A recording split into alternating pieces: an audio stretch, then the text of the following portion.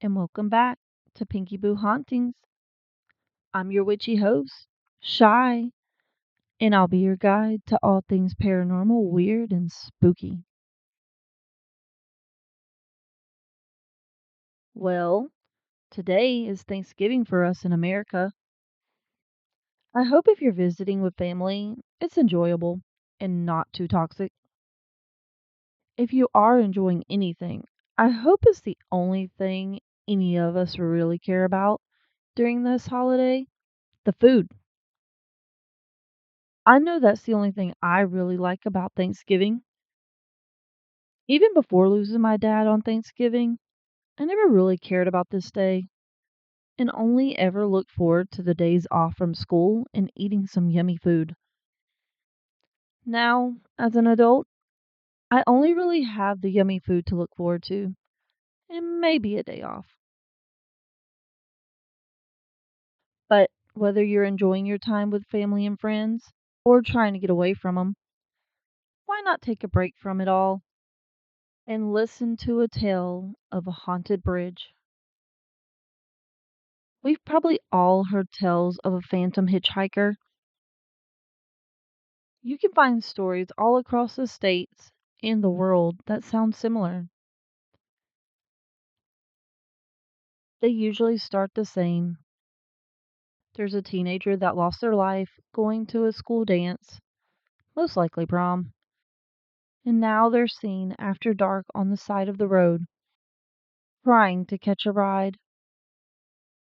As this happening in the rain, whether it's the death, the sightings, or both for a little spice, but I would wager you most likely could find a legend within your home city or home state that sounds a lot like this. North Carolina has such a tale as well. The spirit's name is known as Lydia, and her story is called Lydia's Bridge. Her story usually starts all the way back in 1920 in Jamestown, not far from High Point. So let's head back 100 years in time to the 20s. It's a warm, rainy night, and with it being North Carolina, it's almost probably a bit humid. A teenage girl is in her room and excitedly doing her hair and putting on her makeup. All the while, she's imagining how her night will go. Will her date slow dance with her? Will she dance with her friends to their favorite song? Maybe the night will even end in a kiss. She sits there, happily waiting on her date. She's been waiting for this night since freshman year, and tonight was finally the night. It was finally prom night. She anxiously waited in her room when her mom calls for her from downstairs. Her date has arrived, and her heart skipped a beat. Hurrying down to greet him, her eyes lit up and a smile came across her face once she saw him standing at the door. He nervously put her corsage on her wrists, and while they were rushing to leave, her mom stops them. This was her baby girl, and she was growing up so fast. Part of her probably wanted to slow down time for even a moment, to not only enjoy this moment, but also to keep her baby home for just a little longer. Knowing this was one of the last big moments in her life before she takes her first steps into adulthood, she fights back tears and gives her daughter a loving hug. After what felt like forever for the young girl, her mom lets go. But before she lets them head to the dance, she reminds them to drive safe. It was a rainy, foggy night after all. Her motherly instincts just couldn't resist being a bit overprotective in the moment. But finally, her mom sees them off with a wave and a smile as they drive off to what should be the best night of their young lives. And it was. The two danced the night away, and she got to have fun with her friends as well. The night somehow felt like it lasted forever and like a blur all at the same time. And before the two knew it, the prom was over. But they both knew it was time for the girl to get home. So, while they were still laughing and having a great time, they head back to her date's car and get in. Driving back, they continued to talk about the fun they had at the dance and just how much they enjoyed going to it together. It was truly the night she dreamed of. Unfortunately, this bliss was cut short when the girl's date lost control of the car. He did his best to fight to get control as they were slipping and sliding across the road. Through this chaos, the car suddenly flipped over, landing on its top. The girl is thrown from the car and passed away in a blink. They crashed not far from the border that connects Jamestown and High Point. She was so close to getting back to her home, just a little into High Point, but sadly she never made it home. Sometime after the tragic accident, on rainy and foggy nights, a young girl starts to appear on the side of the road just outside of High Point, next to the bridge that the crash occurred. She seems to be soaking wet and wearing a white dress. As cars passed by, she waited for someone to take pity on her, for she was looking for a ride to get back home. When a kind soul offers her a ride, she gets in, but those that do notice something off about the girl. She's very quiet, and they can almost feel the sadness seeping off of her. The only thing she ever says to the helpful drivers is her address, though they feel a strange aura that comes from this girl. They head off to the home the girl asked them to take her to.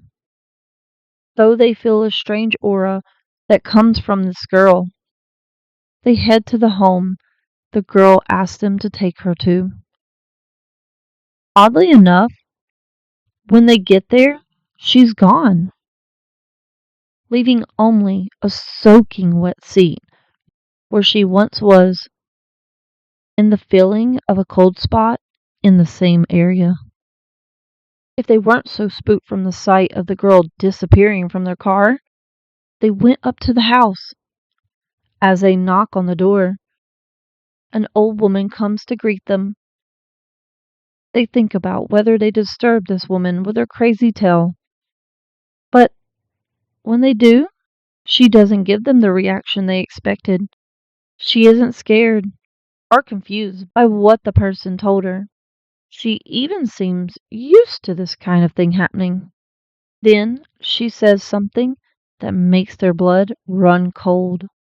She tells them that the girl they were helping was her daughter, that she died in a car crash, and her name was Lydia. Not knowing what else to do, they leave the woman, shocked by the information they were just given. While nobody knows the full story of Lydia, or if her name was even truly Lydia, there does seem to be some repeating information that comes from every retelling. The main one is the location of the accident. Lydia is always seen walking Main Street close to the railroad bridge that passes over the road, and while some believe that it is the place of the car crash, it is actually in an abandoned bridge that is to the right of this bridge. Another thing that seems to repeat is the appearance of Lydia. Is the appearance of Lydia. Every person that has ever had an encounter with her note that when they saw her, she was wearing a white gown and seems to be waving down passerbys to get a ride. She always asks the same thing from those that were willing to stop and help her. She wanted to be taken back to High Point, to her home, but Of course, once the driver made it back to the house, she disappeared. Through every story told of this vanishing hitchhiker, these details always show up. Even though not much is known about Lydia, even though not much is known about who Lydia really was, or what truly happened to her, one thing is clear. She was out having a good night and sadly never made it home. And now her spirit roams a Jamestown road, not far from High Point, trying to just get home. There are other details people have reported, but they don't seem to be as consistent. Most of them appear to be about when she shows up or how she shows up. Lydia is always described as wearing a white dress, something that might have been worn to a prom or a dance of some kind. What not everyone has mentioned is some accessories she might have had on her. Some have said they saw her wearing a shawl or holding a bouquet. Not sure why she would have been carrying a bouquet, but maybe it was something her date gave her when he first came to pick her up. Another thing that is not always part of people's accounts, but seem to be a little more common than not, is when people come across the young girl. A lot of people say that when they saw Lydia on the side of the road trying to flag them down, it was a rainy and foggy night. Even though this fact comes up a lot, I didn't want to count it as always being part of the story because it's not always the case. Some other details that come up in people's retellings are how oddly silent she is once she's in the car, as well as the sudden drop in temperature and the strange melancholy feeling she gives off. The last thing is how after Lydia disappears from the car, the seat is left damp or a lingering smell of perfume is left behind, leaving behind proof that she was once sitting in the car. One of the first sightings of this mysterious hitchhiker was said to be around 1924. It was first told in a book called An Illustrated Guide to Ghost and Mysterious Occurrences in the Old North State by North Carolina folklorist Nancy Roberts. A man named Bork Hardison tells of a young girl he encountered while traveling back to High Point. At the time, he was a student at NC State University and was heading back home. As he was passing through Jamestown, it was a rainy and foggy night, and he was traveling down what was at the time Highway 70 and passing under the now abandoned bridge. As he passed under the bridge, he claimed to see a girl dressed in a white gown. He told Roberts that the girl waved him down and asked for help getting to High Point. Once he drove her home and Hardison got out of the car, he said that the girl had vanished. Though I'm sure he was confused, he still takes it upon himself to knock on the door of the house the girl asked him to drive her to. When a woman opens the door, he asks if the girl was there. The woman explains to him that she was the young girl's mother and how unfortunately her daughter died a year ago in a car accident at the overpass nearby. It was pretty obvious that even in the first retelling of Lydia's story, a lot of the same elements can be seen and are continued to be seen with all of these encounters. To say the least, Lydia has fascinated generations of people, and because of that, people have made it their mission to find out the truth of who she was and what her story is. Many have searched through records and news clippings trying to find some evidence of this tale. They look for a person named Lydia that might have died in this area in a car crash in the 1920s. Unfortunately, there was no sign of Lydia, but people didn't give up. Two of these people were local researchers who were looking into the myth for many years. Amy Greet and Michael Reniger never gave up looking for her and dug until they found an article from the Greensboro Patriot. It was dated June 21st, 1920, and it reported on a tragic death of a young girl named Annie Jackson. She was killed on High Point Road, just 3 miles from High Point. This accident was not too far from the location of the two bridges. The driver lost control on the wet roads, and Annie was thrown from the vehicle. She sadly died before they could rush her to the hospital. This is the closest anyone has ever been to finding out the real story of Lydia and who she was. Do you think they could have finally found her? Or do you think Annie is a different person from Lydia? I myself am kind of on the fence. While a lot of the article lines up with the encounters people have had, I don't know if she's for sure Lydia. I have no real reason other than a feeling I had while looking into this. I guess she could have adopted the name over the years, since everyone kept calling her that. Believe it or not, I actually met Lydia back when I was going to school in Jamestown. Though my mom did tell me when I was very young that there was a haunted bridge in High Point, and I believe she pointed it out as we passed under it. I didn't realize that it was the same bridge I had to pass under every day to go to school. I was a kid after all and barely remember where we were. I've always been bad with directions and can get lost easily. So it's easy for me to forget something like the location of something. I say all of that because technically I did know about this haunted bridge, but also didn't in a way. But yeah, while I was living in High Point and going to school in Jamestown, I had to pass under the same bridge people had been seeing Lydia walking down, looking for someone to take her back home. At first, I just felt a presence up on the bridge, like someone was standing there, looking down at the cars as they passed by. Even though, at the time, it was faint, I could feel that the spirit might have been a woman, and she definitely felt sad. But for a while, that's all I really felt. She seemed to stay above the bridge and watch. Slowly, I started to say hi to her as I came through to go to class. I don't know why. I just felt like I should. And I noticed she perked up when I did.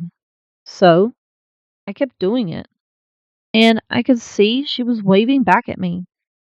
After doing this for a couple of months, I was going back home when I swear I saw a girl standing on the side of the road. She was wearing a white dress and she had long dark hair. When I looked back in the side mirror, she wasn't there. I didn't think anything of it at the time, just thought it was a weird trick of the light or something. But then it happened again and again as I went home. She would stay up at the bridge as I went to school, but when it was time to go home, she was down at the side of the road. Every day this would happen, and every day I tried to figure out what I was seeing. At some point, I had to admit there was nothing there that could even look like what I was seeing.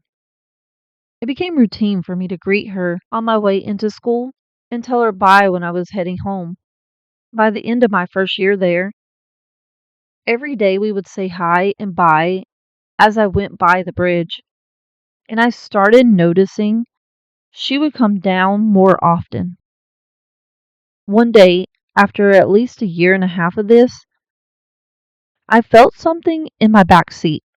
I could sense that she was sitting back there. At first, it scared the shit out of me. I wasn't expecting this after all. I also had no clue about her being known as a hitchhiking ghost at the time. So, finding her in my back seat was never something I thought she'd do. I guess I assumed she was just so happy to be seen. She wanted to come home with me. She kept riding with me up until we got a little into High Point. close to the High Point Park, and around there she disappeared.